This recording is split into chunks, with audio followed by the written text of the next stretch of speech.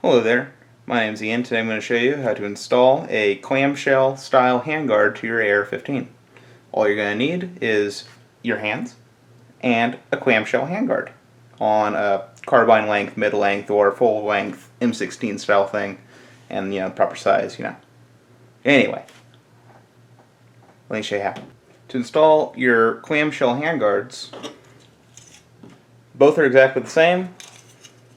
You can see that it gets larger on one side, so the larger end faces the rear, and you just stick it over the gas tube, pull the slip ring back.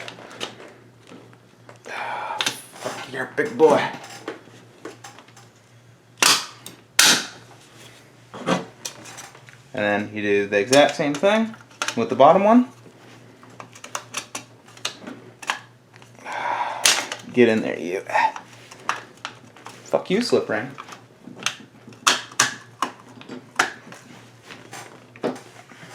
And that's good to go.